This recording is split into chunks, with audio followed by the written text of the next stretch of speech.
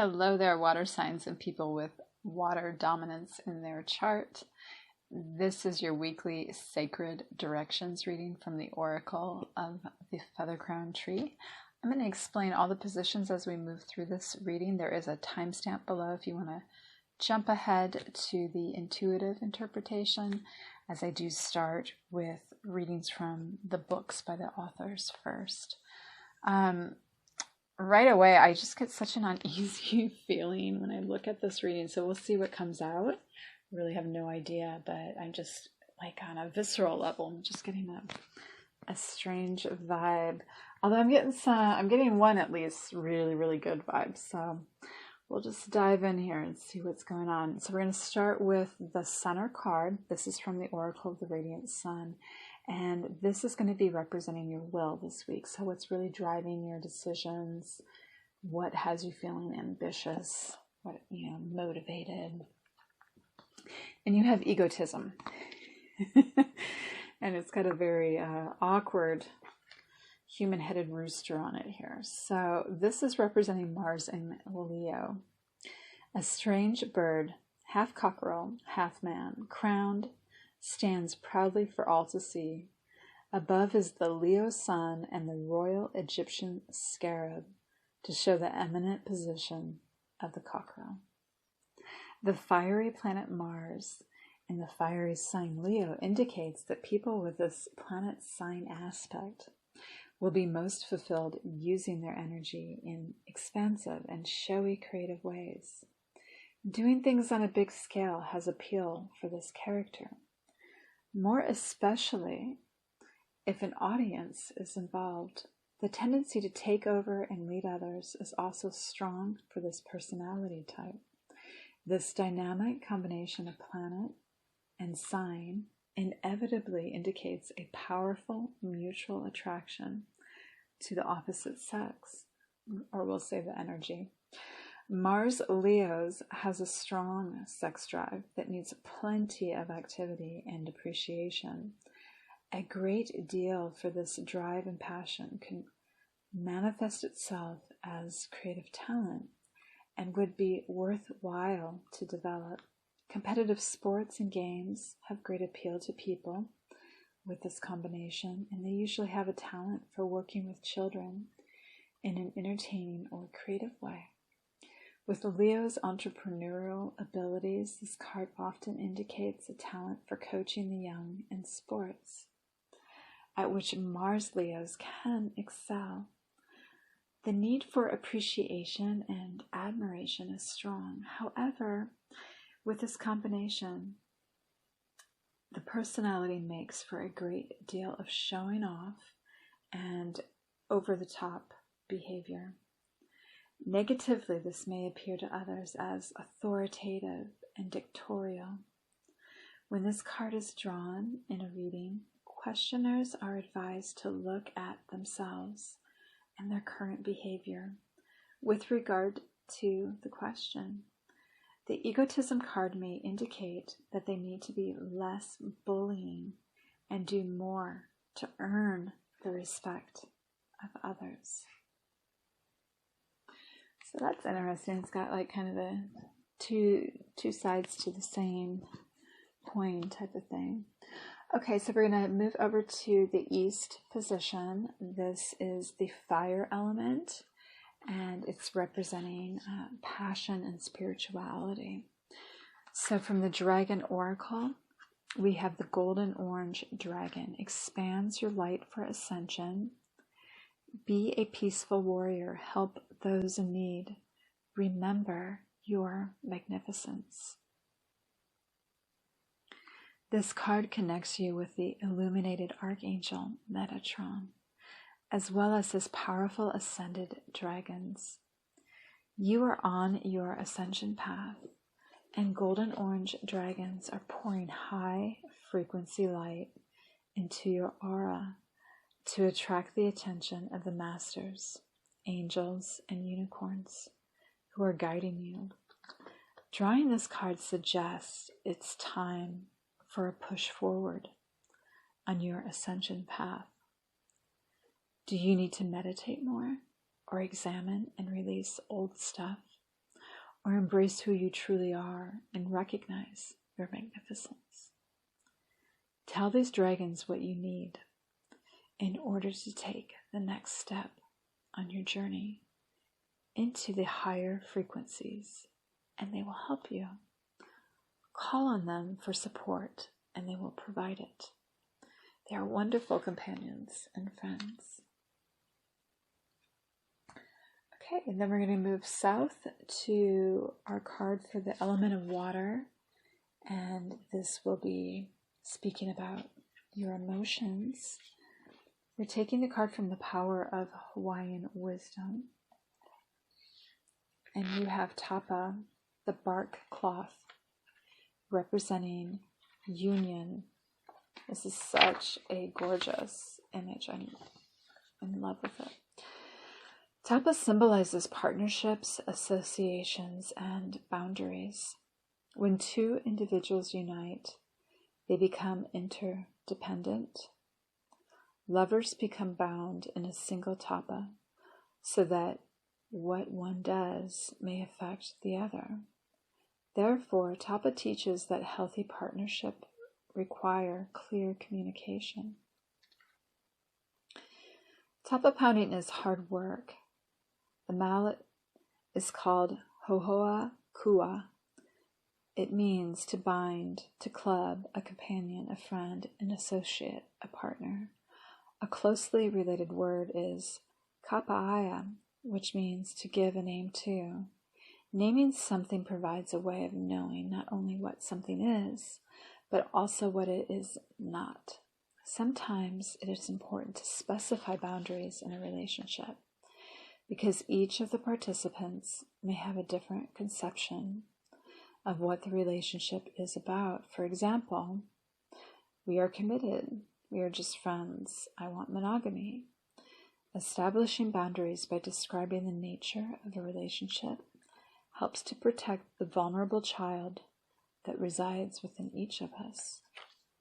To set clear boundaries, however, does not imply that you are kumakapa, which means unapproachable or unreceptive, although it is essential to be clear about the nature of your relationships. It is also important to remain receptive enough to allow them to change. If the boundaries are too solid, possibilities are limited. This card reminds you that as you discover how to identify and change your patterns, you are able to create the kinds of relationships you really want. Then you may fully experience the ecstasy of union.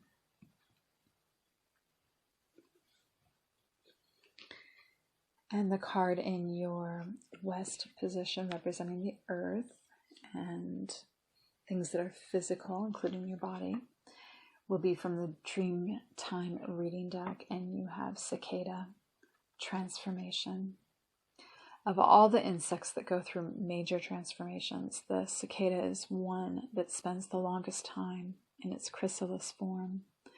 The cicada remains underground in its shell for many years before it crawls out under the protection of the moon to shed its hard casing and let its wings burst out for the first time, giving it the gifts of flight and freedom.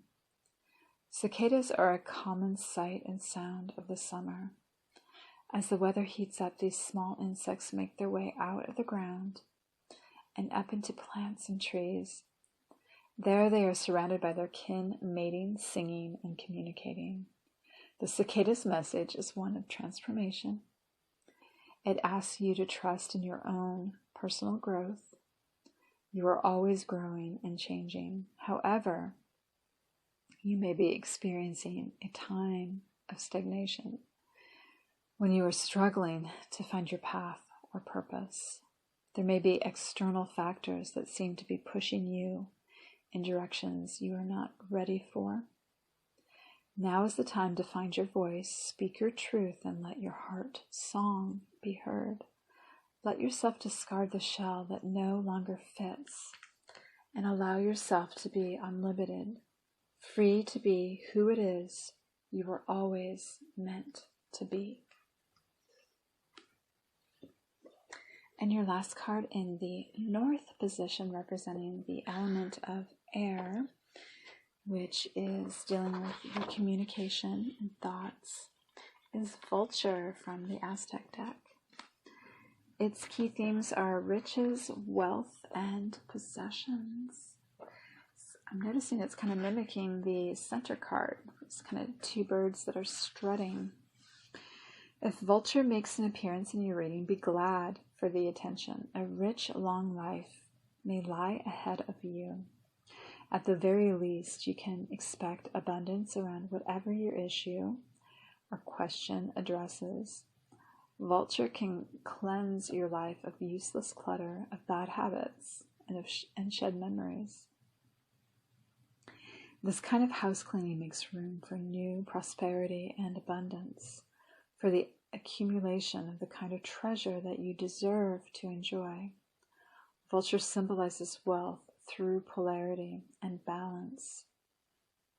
It is never simply to stop a bad habit or change a negative. It is never enough to simply stop a bad habit or change a negative attitude. The energy that was being invested in the negative behavior has to be transformed into something positive and healthy.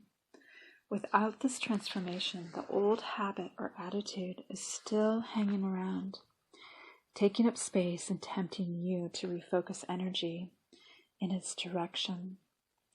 Vulture consumes those life-sapping remnants of negativity while helping you find hidden pockets of gold and precious stones in the everyday world that you've lived in since you were born. I love that interpretation of Vulture from this culture. And I did not mean to rhyme there. Okay, you guys, let's see what I conjure out of the intuitive read here for you.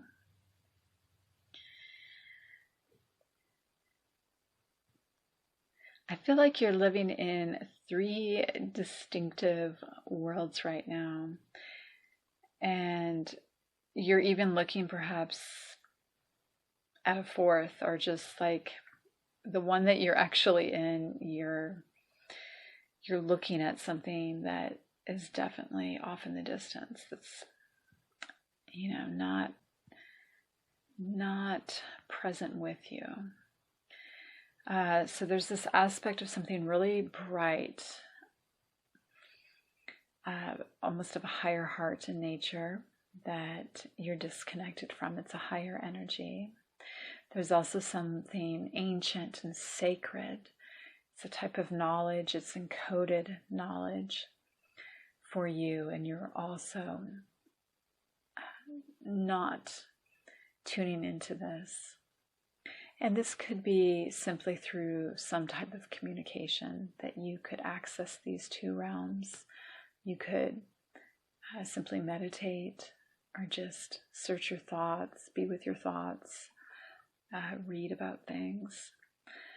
The world that you have your feet on in is feeling pretty lush. It's growing. It feels a little bit, I want to say prickly, but it has like a feeling of it. It's not like it's going to harm you, but there's something that doesn't feel super soft, I guess I would say, about it. But those things are not completely directly affecting you. And you just seem distracted by something off in the distance, and even sort of out of sorts with your body. Like you may not be having the best self-image this week. You may feel just sort of not yourself. We'll just go with that. That's definitely what I'm getting there. So as far as your passions go, there could be something, and also your spirituality, there could be something that you are studying that seems a little bit cumbersome. It's like a lot of work, and it may be eluding you to a certain degree. You are focused on it, but it does seem just sort of like complex somewhat, but it may actually be kind of maybe a good thing. Like you may be really looking into something that's just flowing for you too, like what you're focused on in your studies. And you may be inspired to do a little bit of writing this week as well. You're feeling healthy as far as your spirituality goes. I get a lot of sacral energy off of this, so you're feeling creative.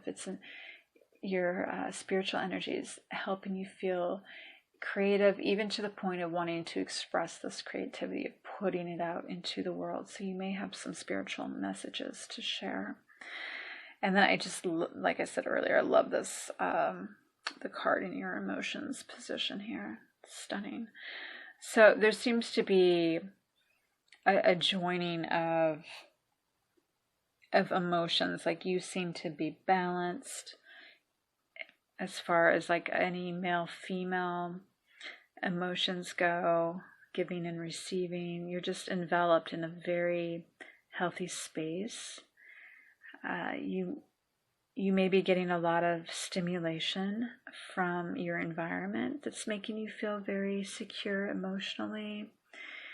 The states feel just soft and like there's a lot of potential for growth around you if you stay in this state of just really bound to your sense of like wholeness and well-being and self-love, even caring for yourself, really, seeing that you matter, that you have a lot of worth, and that your emotions have validity. I may have to just pull that card out and put it on my altar this week. It's so, I don't know, it's doing something for me. So as far as your physical reality goes, you may be kind of at odds with someone in that physical reality. There may be a sense of, I want to say jealousy, I guess, if I'm being completely honest, intuitively.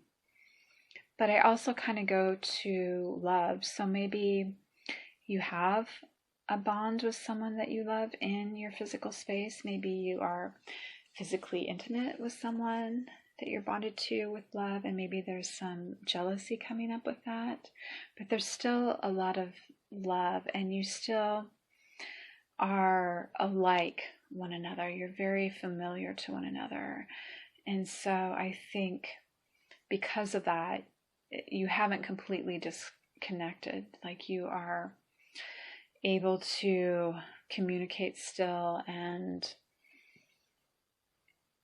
maybe just be in the same space, but sharing a little bit of distance at this time.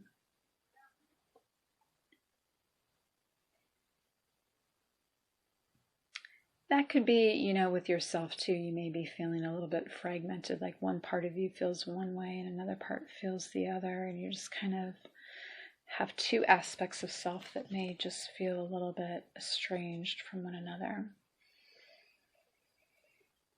And then I'm moving up to your thoughts position here in communication, and I'm seeing, I'm getting a sense that you might be kind of frightened and being looked at and